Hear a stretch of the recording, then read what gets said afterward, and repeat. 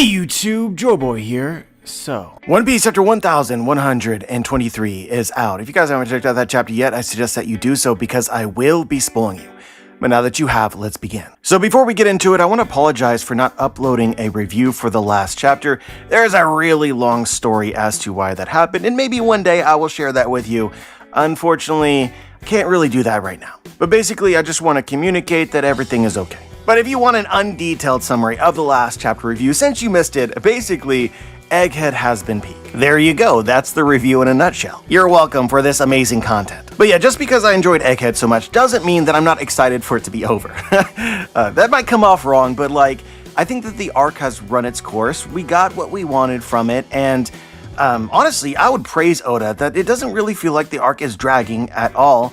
The Elbaf hype couldn't be any higher, and that's where I want to be. So thanks for everything, Egghead, but next is basically my mindset. But yeah, guys, you already know what it is. Let's just talk about stuff. Obviously, the premise of this chapter, the majority of the content of this chapter was a flashback explaining everything that went into the Egghead incident from Dr. Vegapunk's perspective. As it turns out pretty freaking often, right?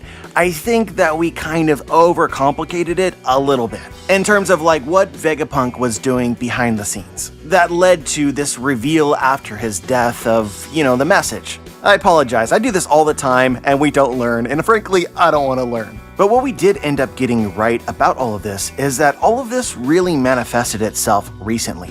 Like everything involving Vegapunk's plan, or most of the things involving Vegapunk's plan, all really came to a head within the last couple weeks. When we made our Vegapunk big brain theory about like what was actually happening, that was one thing that we speculated was that, hey, Vegapunk recorded this message like yesterday, and that was basically true. But basically, this story began with Vegapunk realizing that a bit of the Mother Flame had been stolen. This allowed for anomalous readings, which he could then look into and realize like, hey, there's a conspiracy going on. Something here ain't right. This was in the last 2 weeks. I thought it was a hilarious joke that Vegapunk assumed very confidently that it had to have been Lilith. And it just emphasizes, I know I say this a lot, but it just emphasizes that Vegapunk, smartest man in the world, is not always right. In fact, I'm not going to go through all the receipts and all the details, but I think that he's wrong more often than he is right. This is a repetitive theme in Vegapunk's story as well as in the Egghead arc. But if there's a redeeming quality for Vegapunk that allows him to not be wrong all of the time, it's that he is a scientist, and I presume he follows the scientific method. Evidence can be used to change his opinion. They looked into it,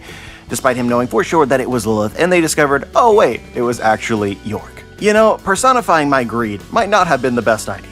Honestly, Vegapunk might just straight up be an idiot. Actually, let's use this opportunity to go off on a tangent. Why is Vegapunk always wrong? Why does he consistently do dumb things like this, like personifying his greed? You didn't think that that would end up being a mistake? You didn't assume for a moment that York could possibly have betrayed you? Guys, this is just a truth that I realize about life, but there's a lot of really smart people out there that are blinded by bias. Obviously, I would never, and I am far above that, never been biased in my life. If you gave them material to study, if they took a test, they would do incredibly well.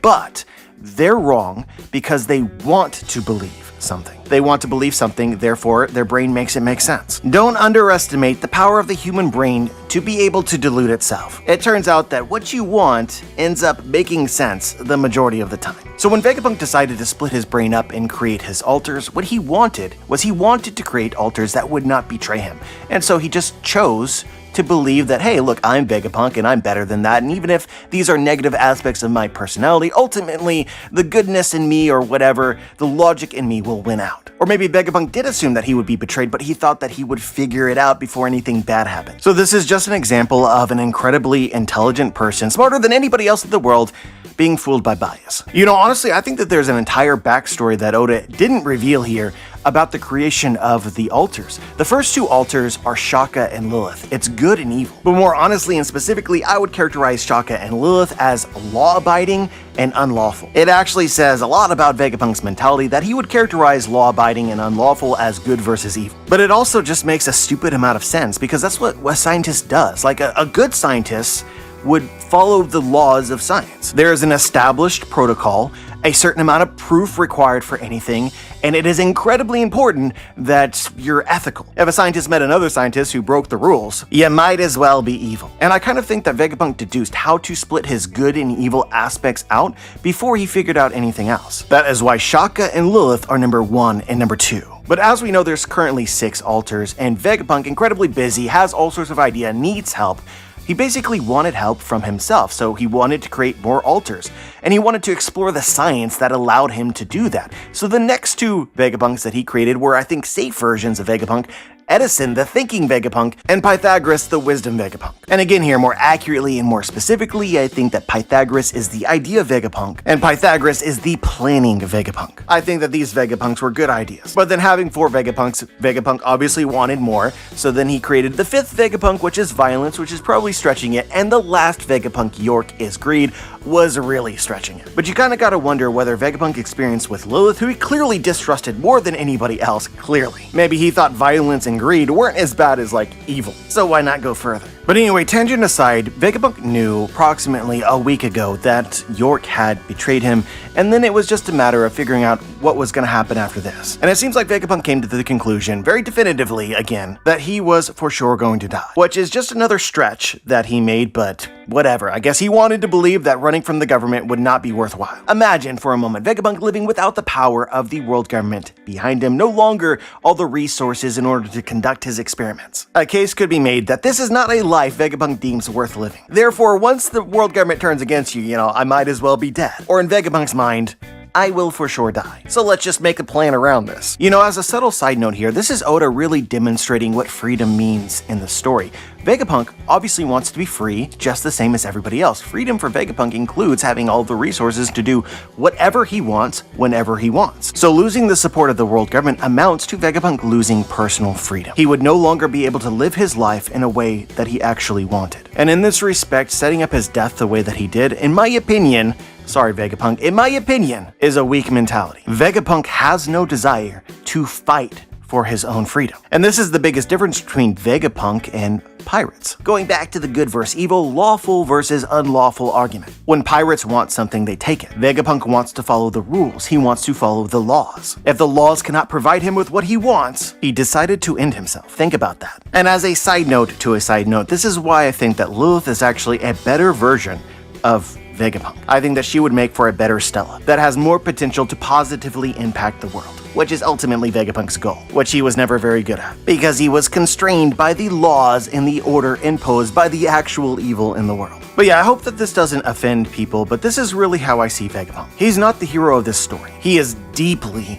narcissistic. I personally think that he soaked up being the smartest man in the world. That fueled his ego. Just a good old humble genius, And so he wanted to do things which substantiated this impression, this reality. This plan that Vegapunk concocted is really his last effort, his last opportunity to change the world, which was his daily obsession. I, Vegapunk, smartest man in the world, am obligated. It is my duty to change the world because I am most capable. I know that a lot of people out there are going to think that this is a bit harsh, but there is absolutely a reason why Vegapunk did not reveal this truth of the world at any point in the last several years that he knew it. He waited until he believed that he would die because of how much Vegapunk valued his own life. And if we're being really honest for a second, guys, here we gotta realize that Vegapunk chopped off his brain and immortalized it. Like, Vegapunk is now immortal. This was talked about in the chapter of, like, what does death really mean to Vegapunk? He also created altars of himself. My dude Vegapunk is channeling the energy of Lord Voldemort. He wanted to be immortal. And it made sense to Vegapunk because he was just that important. But yeah, I'm not trying to say that Vegapunk is a bad person or that I dislike Vegapunk as a person or as a character. In fact, I find Vegapunk to be very real. In his soul, he was a good guy who wanted to do good things, but he massively suffered from bias, including biases about himself. And this is important to talk about because one of the issues with Vegapunk's plan, I think that astute readers will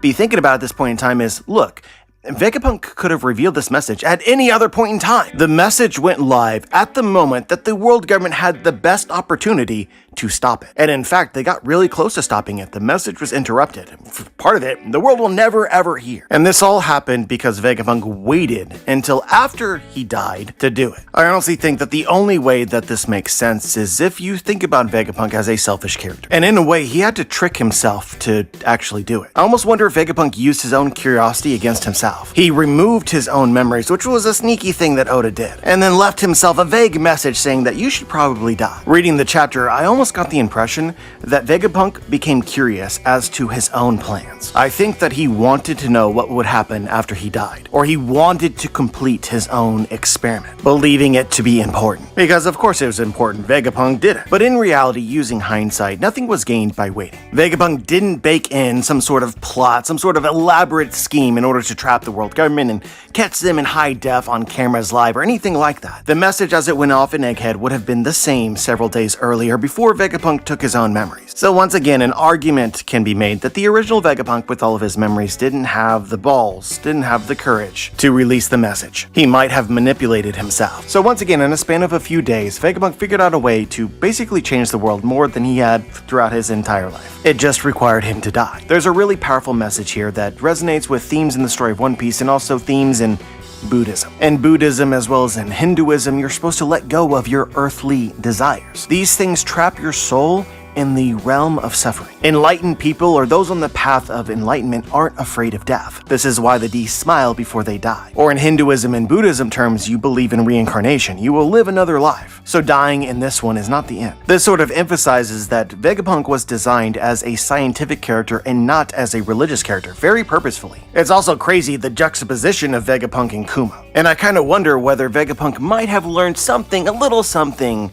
to change his perspective from Kuma. He wouldn't have been somebody who could smile before he died, because he feared death, and he basically said that in this chapter. He didn't think that his soul and his desires would live on. So he used science to make himself immortal, so that even if Vegapunk died, he wouldn't die, partner. But wow, this review took a wild turn. I was really not expecting to end up here. I'm just like, you guys know, we're just talking. I hope that you enjoy it. But yeah, while we might be overly critical of Vegapunk here, there's just part of this just really cool to me. You know, like, I like to think of Lilith as Vegapunk's child. And I like to think that over the course of humanity, we slowly, you know, get better, right? We're slowly like perfecting ourselves. And so whether it was unintentional or not, I like Lilith as a better version of Vegapunk. For lack of a better term, Vegapunk has evolved. In one respect, inheriting his will, his desires, his dreams, and will effectively change the world better than he could. Change the world better while they were alive. I have really high expectations for Lilith going forward. I'm investing. But yeah, if there's anything to criticize about the end of Egghead or Vegapunk's message, I think that really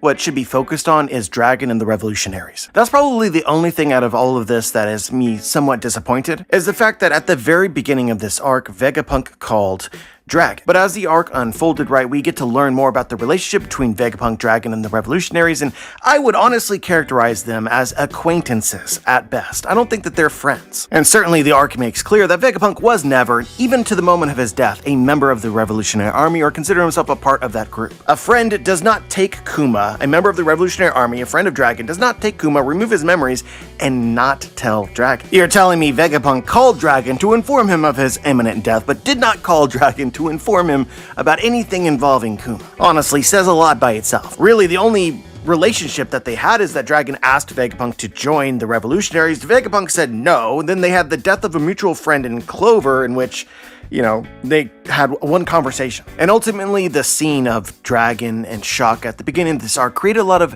excitement, anticipation for the Revolutionary Army to be directly involved in Egghead, and that really never amounted to anything. It really just created unnecessary disappointment. So as of right now, that scene looks like a poorly executed red herring. But I do have some hope that this will come into play in some way that we don't understand. What was the rest of Vegapunk's conversation with Dragon? Based on this chapter, Shaka might not have known what would happen after he died. He would not know about a message being broadcasted to the world. But we know that. So we know that Dragon would find out about Vegapunk's death without the need of Vegapunk calling him. So what was the point of it? Guys, I want to know what you think about this. Do you think that it is a good theory to suppose that Shaka betrayed the Stella Vegapunk in a similar way as York. The Stella Vegapunk was never a member of the Revolutionary Army, but was Shaka. He's the one who called Dragon, not the Stella. So this is my theory for now. York joined the world government, and Shaka joined the Revolutionary Army